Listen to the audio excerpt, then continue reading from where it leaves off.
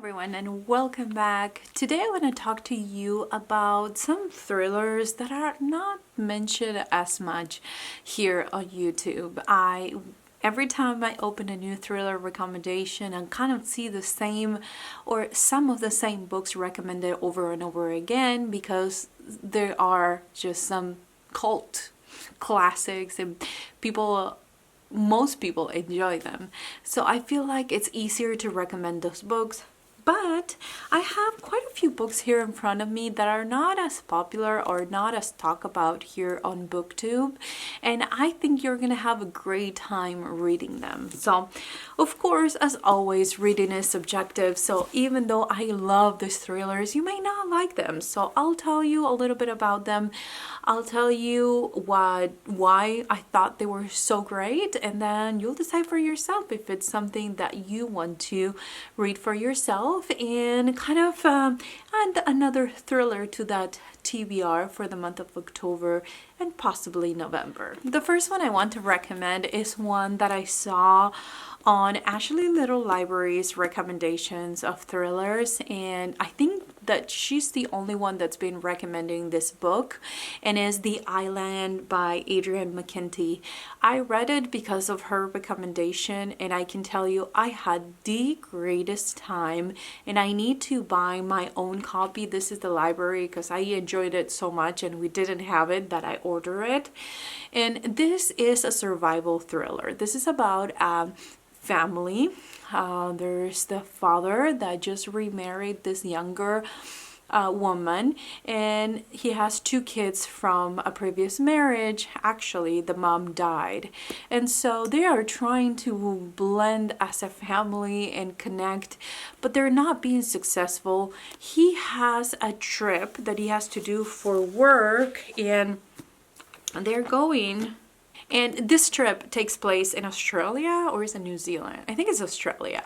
So they're going to go there and they're going to go to this hotel. They're going to try to connect, see different things and kind of try to use this as a, yes, business trip, but with the excuse to connect with each other. What happens is that this family ends up going to this remote island you can only access by boat, and they go to try to see some koalas, which is what the kids wanted to see. But once they get there, there's an accident, and there's this group of people that live in this island that are very weird, and they cannot escape it. This is so good. This is one of those thrillers that you don't know who's gonna end up alive at the end, if they're gonna survive. The characters are just like out of a crazy, scary movie. Again, this is very like you're just hoping that whoever is trying to escape makes it, because you know that not all of them did. So amazing. I can't just say enough good things about it, and I am so thankful that I saw it on her video recommendation, because I don't think enough people mention this book enough.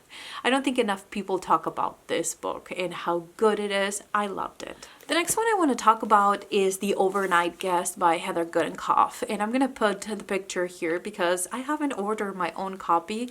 I read it from ours here at the library and I loved it. So that one and The Island need to be ordered to have in my personal collection. But if you know, we are building our house, and so I'm gonna have to build my own corner of the house with my books. I'm trying to stay a little bit sane in this buying book situation. However, let me talk about Heather Goodenkoff. I love her as an author, period. I read two of her books and I want to own them all, because I think it's her writing style what really clicks in my brain, and it makes me finish every single book I start from her. The Overnight Guest is definitely one that I think is going to appeal to most people, because it's the most thrilling that I've read from her up until this point, or the one that it really clicked in my brain. The Overnight Guest is about this author that needs to finish her book. It's about true crime, and she is writing this really emotional story, and she decides to go in this to this town to this one farmhouse that it's like an Airbnb kind of situation, and there's a storm outside. She like, if you live in the country, you kind of know, if you live in a farmhouse, you probably use wood, and there's wood sheds where you have to go outside and get the wood. So all of the staying in this farmhouse, it's a chore in itself. And she's getting ready for the storm, and while the storm is happening, she sees a little kid outside and it's hurt. So she decides to bring it inside the house and try to help this little kid. But what really is happening, you will not believe. Like how this kid is connected to everything in this book, you would not believe. This is one of the smartest books I've read in a really long time. And when I read it, my brain was so happy with how everything was connected. There were not plot holes, in my opinion. And I just really enjoyed it. It's told in multiple POVs, which is my preferred style in books. And you get the POV from the lady that was walking the dog outside that night to the person that was inside the house that night. It's just amazing. I've recommended this book to multiple people. Everyone has told me how much they love this book. I think you should give it a try, especially now that it's getting colder and, feeling a little bit more cozy inside. Reading about this storm and what's happening in the middle of the storm, I think it's going to be really thrilling and you're gonna enjoy it. The twist at the end, I did not see it coming. I kind of started putting things together in the last chapters as why all this perspective, how they would connect with each other. But the twist at the end, it was like, okay, so it's this person. And then you're like, oh no, wait, not that other person. No, wait, not the other person. I loved it. I think you should read it. The next one I want to recommend, and this one I did see in Riveting Reads recommendation, and she hooked me up to Megan Golden. Like, I love it. And I think I love particularly a couple of her books. I'll talk to you about them. Anyway, Night Swim. This is a book about podcaster, which I never thought that a podcast element in my books was something I was looking for. But this is the story about a podcaster that goes to this town, and for her second season, instead of telling you the story of what happened in a true crime case, she wants to follow along the trial. So boring, right? Sounds terribly boring, but I'm gonna tell you this. Once I started reading it, I'm gonna say 2 or 3 chapters into it, I could not stop. I had to keep reading. Now she goes to this town, and the thrilling part about this book, which sounds like an investigation because of the podcast element, but the thrilling part about this book is the case itself. The case is a girl that is accusing this very popular and the son of a very rich family in town. So she is accusing him of rape, and he is saying he didn't do it, that it was consensual, and it's she said, he said kind of situation. And the thrilling part is to follow along this trial.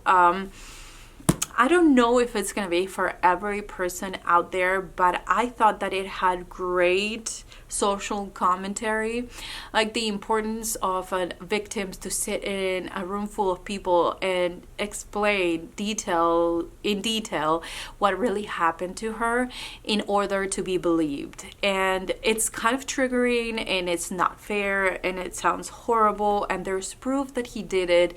However, the proof that we can see and the police has is enough for the police, but it may not be enough for the jury. And the jury is a bunch of local people that already made up their mind that they know this family, they know how powerful they are, they know that they seem like the nicest people. And so you have to fight your preconceived notions of this family and say, can I just look at the facts and decide, is this true? Did he rape her? And It's very emotional, but I think it's also very thrilling because as she is investigating and she's getting to know people, she's also getting a letter from another girl where in that same town something happened years ago, and somehow those two stories will connect. Again, it sounds like an investigation, and yes, it could be a big part of this book, might be just the mystery itself, but I thought that I was just at the edge of my seat reading every time there was a court appearance, every time there was new evidence, every time there was a testimony. The audiobook is amazing. It has the podcast with its music and everything, and I thought it is very well done, and it added to my experience. So I read this one and I said I need more. In this, actually, the podcaster is called Rachel Coile, and so eventually, book 2 came along, and this is Dark Corners by Megan Golden, and I still recommend it. Now, this is not a 5-star. This is a 5-star book for me. This is a 4-star book, but I think that if you enjoy Night Swim, at least you'll have a second book to look into. Now, they're not connected stories, just the same people will be in both books, and this one is a little bit more involving police procedural because there's an FBI investigation that is happening at the same time. In this case, this book covers the story of this guy that is getting out of jail, and everyone believes he's a serial killer, especially the FBI, because of some circumstantial evidence. But apparently this guy decided to share with the entire town, and now the entire town believes that this man that is getting out of jail for an unrelated crime, he was just doing something, and in the end you're like, oh my gosh, he went to jail for what? But in the end, you know that he did something. That's why he's in jail. But he was not accused or was found guilty for the murders of all those girls. There's a serial killer on the loose, and people believe is him. However, Rachel Coile is called in from the FBI because he says something about her, and that's how she gets involved in this whole investigation. This is a really good and very thrilling book. The thrill itself is, the actual, we're going through some chapters where the killer is telling how he's picking up the victims, but it's not telling you enough to understand it. And then at the end, when he finally explains how he was doing it, it's like, oh my gosh, why didn't I think of that? It was like, oh. So yes, this one I definitely recommend it. You don't have to read the first one to read this one. So if you don't want to read Night Swim because of the triggers, then you may want to check this one out. The next one is What Have We Done by Sherry Lapina. Now, I went to other YouTube channels where they did this as the book club pick for the month, and not a lot of people enjoy this. So I'm going to explain why I think this is a great book and why I enjoyed it in particular. Now, this is my first Sherry Lapina's book, so it could be because of that. I never follow her books. I've seen them and I've purchased them before, but I've never read them myself. But this is a story of a small town where nothing happens. And if you don't know, we live in not even in town. We don't live in town, but we are near a small town. So I kind of understand what happens in a small town and how everyone knows everyone else. And it's not a joke. They do. And they assume things and they believe things. And if you say something and you tell it to enough people, it can turn into a truth that is not really true. And so I was really intrigued at the beginning of this book. And it starts with a farmer that sees that there are some, turkey, what was it? You guys told me the other day. Prey birds, I'm gonna call them that. Oh my gosh, vultures, turkey vultures. They're going in circles in one of his fields, and he's thinking that a deer just died. So he goes there to pick it up, and he finds a girl. Her stomach is all being eaten, and she's completely naked, and he knows who she is. She's the daughter of the local nurse and single mom. So the police goes there. They tell the mom. The mom worked graveyard shift, and this was her daughter was a senior in high school, so you know they had their own routines and she just couldn't blame herself, but she does. And we spent the rest of the book trying to figure out who did it. There is a interesting teacher who's a creep, or seems like a creep. There's this guy who was creepy to her that would go see her at the hardware store there where she worked. There's this boyfriend and his family, and so there are like a few different people that could have done it, and every time I thought I knew who done it, it wasn't that person. So when I was sure it was this, no, it wasn't. And so I moved on to the next, and then in the end I was able to just learn from this book who was the actual killer. A lot of people said that they guessed who the killer was because of the audiobook, and a lot of people said that they guessed because of some of the entries in this book, but I thought that it was just a nice element added to the book, and maybe I am kind of naive, but I thought it was great. I enjoyed the different POVs. That's what I like. That's what feeds my brain. The different POVs, the different families, and how they were going through this horrible time in this town. And I do recommend it. Again, it's not going to be for everyone, but this is one of the best thrillers I've read recently. Thriller, mostly mystery. And now quickly, I'm going to mention my two favorite books recently. One is horror, the other one is a thriller. They're new releases. They're very short. I have reviews on both of them, so I feel like I'm repeating myself in these videos, but they do fit into different categories. So I'll have the different reviews on top of the screen if you want to check it out. The first one is William by Mason Coile. Mason Coile is a pseudonym for Andrew Piper, which is an award-winning author of 10 novels, and now I need to read the 10 novels that he wrote, because his brain, if it's anything like in this book, we're besties. I mean, our fears are kind of shared, and I don't know how old he is. I know he lives in Toronto, but I'm wondering if he was watching the same horror movies I was watching in the 90s, because like, I'm telling you, this is triggering something that never been triggered before in my brain. This is a horror book, horror thriller. Now, this is a story of Henry and Lily. They live in this house. They're both engineers. She's pregnant and they're struggling in their relationship. Now, Henry's been working on this AI robot kind of thing that ended up developing his own consciousness.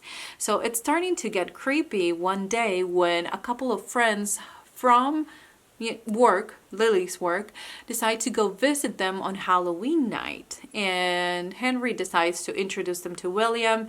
And let me tell you, the kind of stuff that William says at that moment is just the beginning. It's about to get worse. So if you think it's creepy what happened there, it's gonna get worse. Now, but Henry has agoraphobia, so he is bound to his house, and we know what happens to people that has agoraphobia when they leave their safe place. So this is a very interesting book. I loved it. It scares the crap out of me every time I think about the scenes in this book, and it's over 200 pages. I think you should read it. I think you're gonna have a great time. And if the AI concept and the cover is not calling your name, put that aside and try it, because I didn't think it was going to be for me, and then I couldn't put it down. Next one is You Better Watch Out by James S. Murray. Again, I do have a review. Go check it out if you want to. But this is a story. This is a Christmas, not slasher, but a Christmas thriller.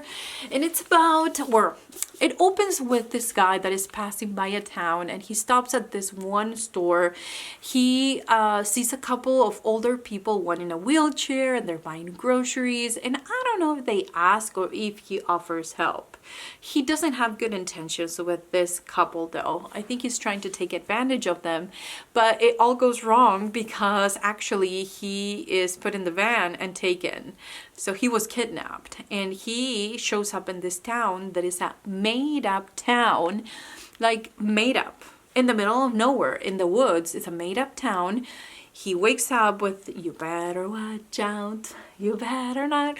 It was just so creepy, the scene where he wakes up in this town in the middle of nowhere that is not really a town. The buildings are not really buildings, and it's just, and then he ends up finding other people that the same thing happened to them. So you not only learn a little bit about every one of these people, but you also learn that there's a reason why they're there, and you're gonna spend the rest of the book trying to figure out what the reason is. This is outrageous. So if you're thinking, oh my gosh, this is, you know, it makes sense, this is what it, you probably will never guess what the twist is at the end. So if you don't like kind of crazy out there endings, maybe that's not for you. But listen, after what you think is the last twist, you have to keep reading because there's more. And I think that's what makes the book better. Okay, the first twist I didn't care for, but I like the second one so much that I ended up giving it